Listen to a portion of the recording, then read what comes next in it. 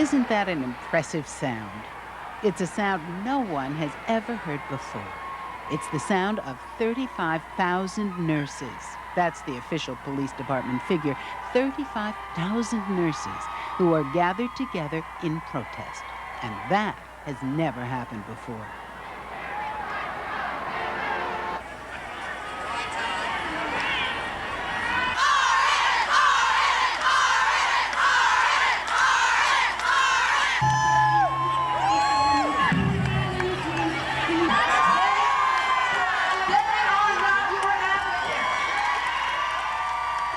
Distance was no barrier. They came from all corners of the country. Ohio! Louisville, Kentucky. I'm from Stanford, California. University of Iowa, Iowa City. We're from Portland, Maine. New Jersey. Irvington, New Jersey.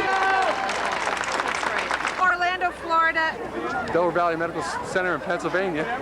Union, South Carolina. I'm here with the New York State Nurses Association. Every patient deserves a nurse. Where are you from? I'm from Maryland. Ohio! Chicago. Ridley Park, Pennsylvania. In West Virginia!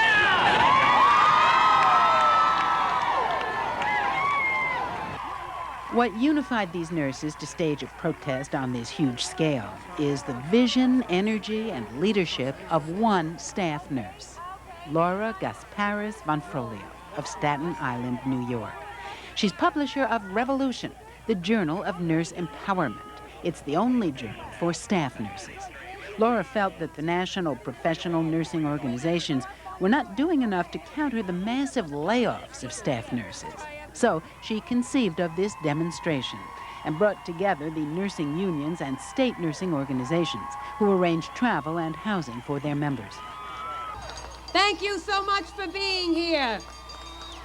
Thank you so much for being a part of nursing history.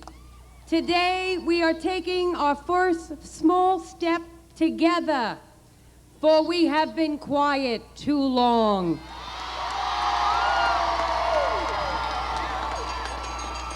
It is time for registered nurses to speak out. It is time to publicly expose the corporate greed that removes RNs from the bedsides of sick patients.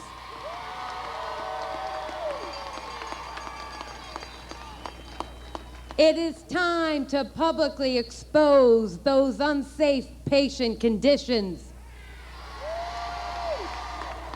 Your presence today shows our profession's willingness to advocate for our patients.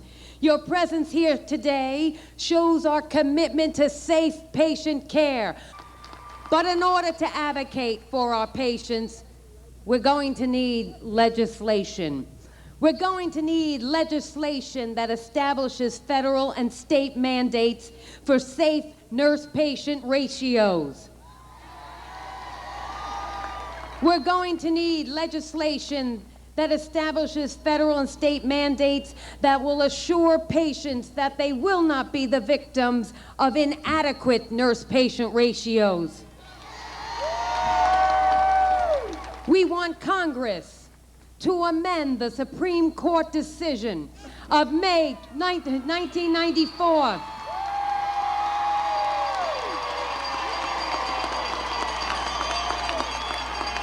That Supreme Court decision that stripped federal labor law protection from this nation's nurses.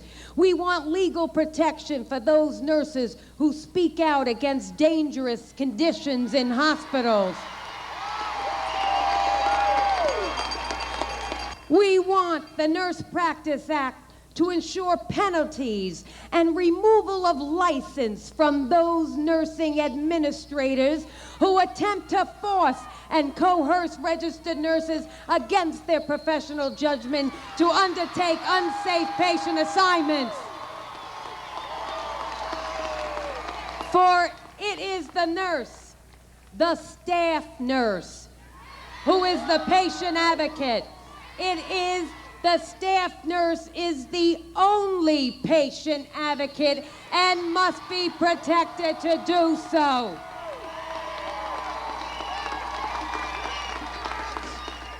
Your presence here today will help Revolution, the Journal of Nurse Empowerment, and the various nursing associations and nursing unions help us all to accomplish this.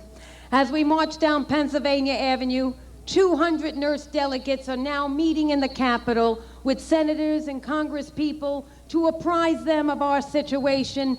Let us send a message to the American people: we care.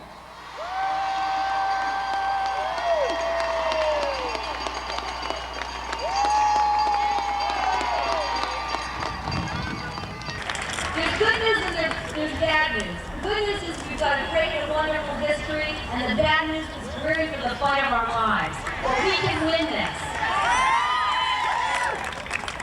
As a public health official, I am very worried about what I see. And as a nurse, I am angry. I'm angry as I've ever been. I am angry with the hospitals who are doing this to patients and doing this to nurses. I am angry with the state associations who hold themselves out as your voice and they speak in whispers.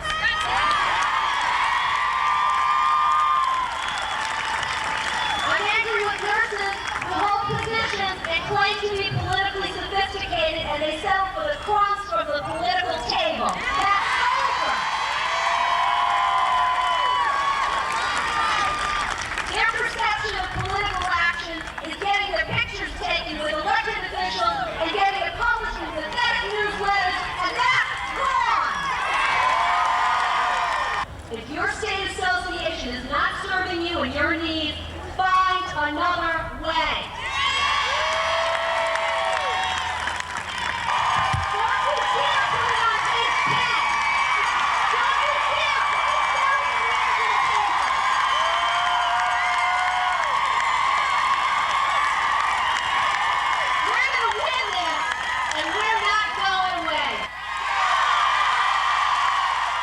There were other speakers, and we'll bring them to you while the marchers are making their way along Pennsylvania Avenue, which is often called Main Street, USA. They formed up where the avenue begins, at the foot of Capitol Hill. Onward, let's go!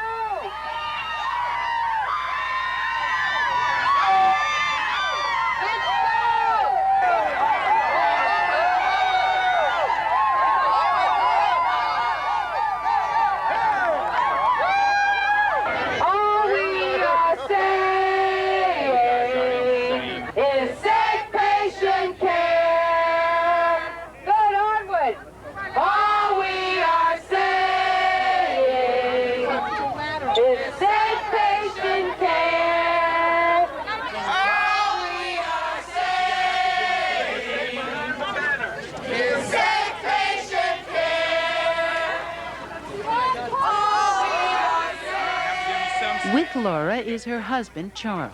He's a doctor, an anesthesiologist. We're gonna pause here. All we are saying Slow it down here. is safe patient care.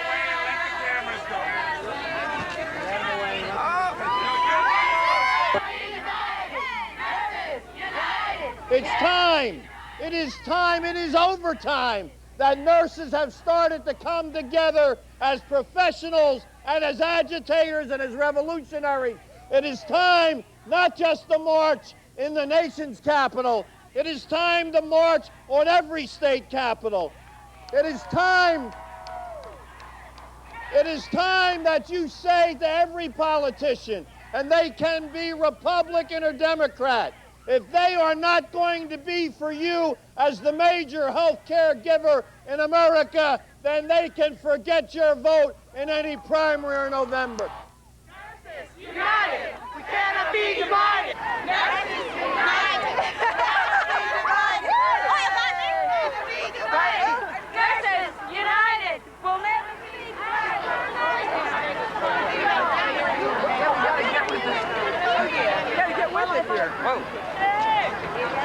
The 600,000 members of the Communications Workers of America are proud to stand with registered nurses and all professional healthcare workers in the fight to protect quality healthcare in our nation. Just last week, I visited our members who work at Buffalo General and Mercy hospitals and other healthcare facilities in upstate New York. Nurses represented by CWA at Buffalo General have been in contract talks for several weeks. We are fighting concession demands from management. Management not only wants to cut salaries, they want to drastically change working conditions and cut the jobs of workers who directly deliver health care to the patient. We have a message for Buffalo General and for every hospital that follows a similar course. Hell no, we will not sacrifice our careers, our commitment to patient care, our dedication to health care on the altar of competition. 1, 2, 3, 4.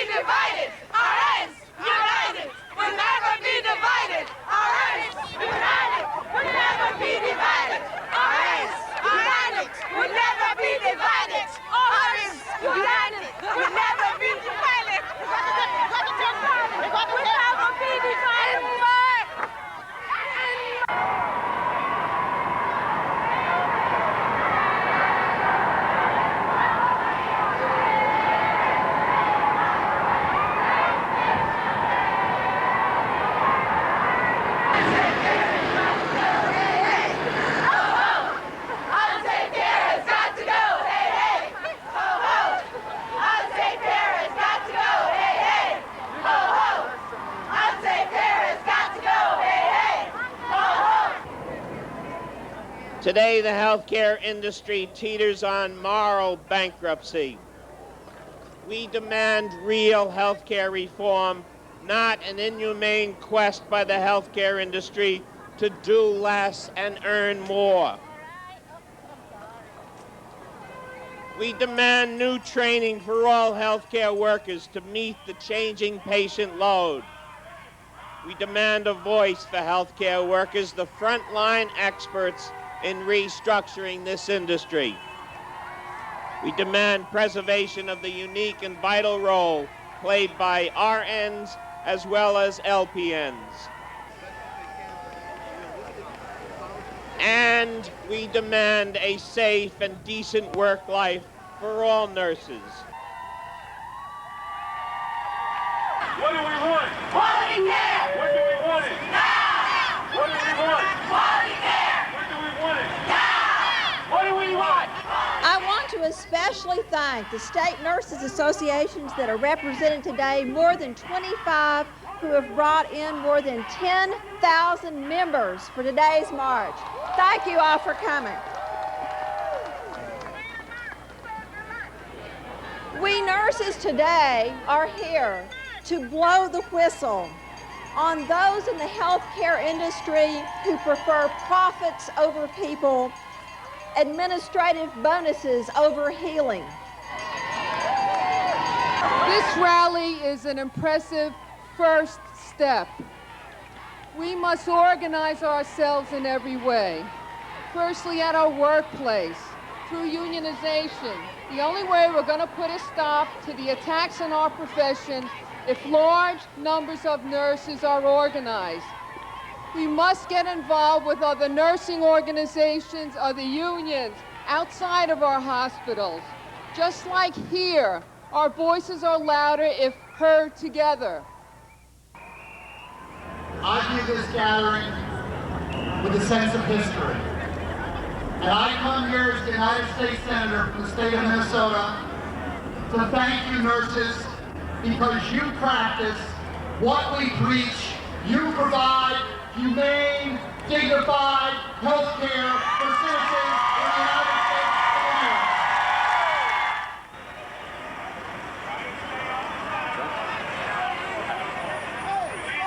America. It is important today and tomorrow and next week and through the course of this session and through the course of our lives that we keep caring in health care, and that we do so today by caring for those people upon whom our health care delivery system depends, the nurses of this country. Thank you for being here. We're with you. Wake up, America!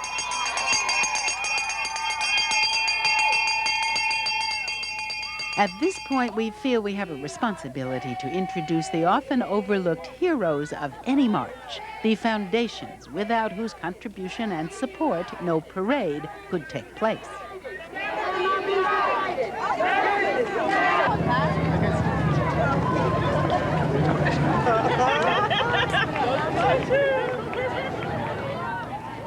But one pair of feet was just too small to go the full distance.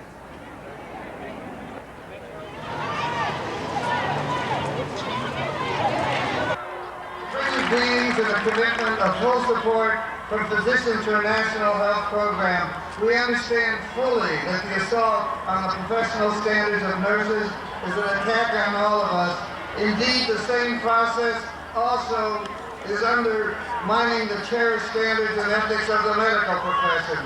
So I must ask, AMA, where are you, American Medical Association?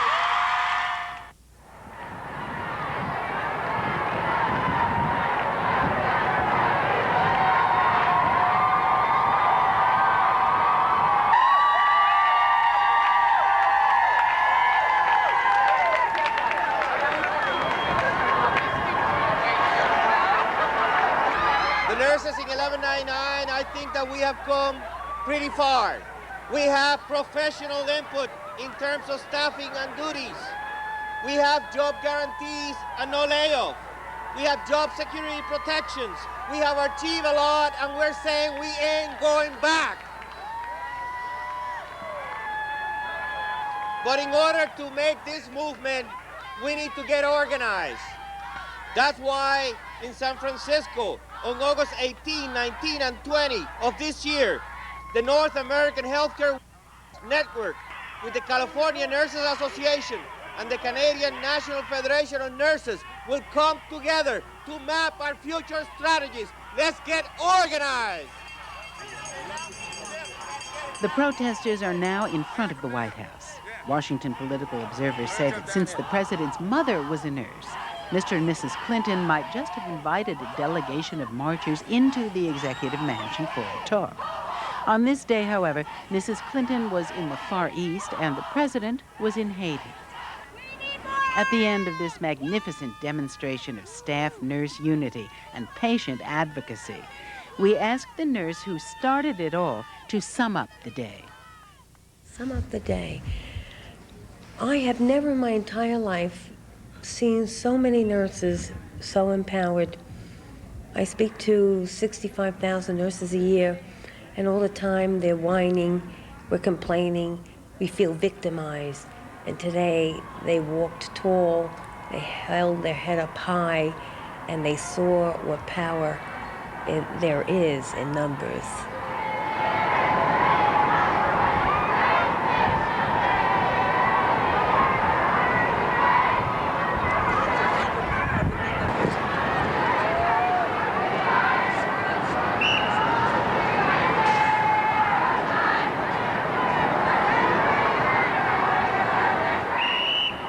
Today, March 31st, 1995, will stand as a shining moment in nursing's history, as a shining moment in the history of the nursing revolution.